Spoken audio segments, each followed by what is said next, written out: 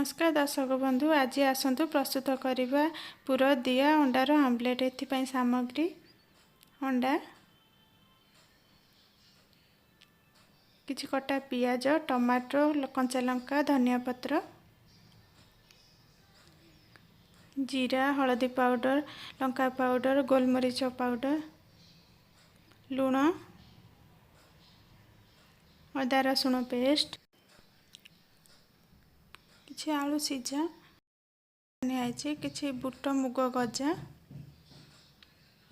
आसतु प्रस्तुत करवा। गोटे पैन प्रथमे गरम करनबा, एथिरे किछि सोरिष तेल पकाई नबा, जीरा ऐड करनबा,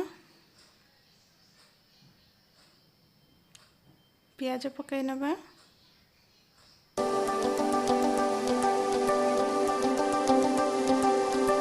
पियाज को भल से फ्राई कर नबा। एबे देखंतु पियाज भल से फ्राई हो गलानी। एसरे कटा टमाटर, कंचा लंका पकाई या को भल से मिक्स कर नबा। अदा रसुण पेस्ट पकाई नबा, किछि हलदी पाउडर, किछि लंका पाउडर, स्वाद अनुसार लूण, या को भल से मिक्स कर नबा। गोटे मिनिट भल से कषि नबा। एथिरे हम पकाई नबा,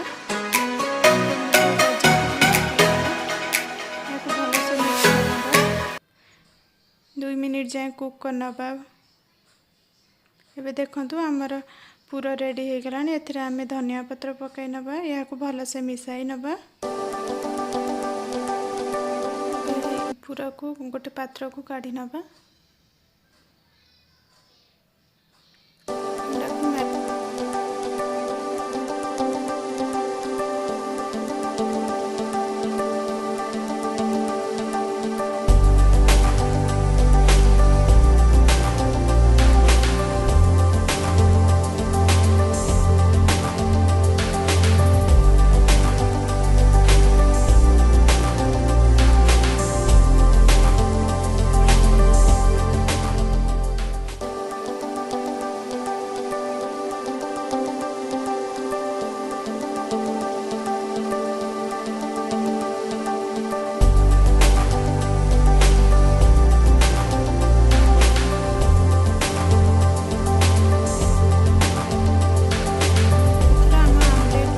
भल से कुक करनबा। 1 ରୁ 2 मिनिट कुक करनबा।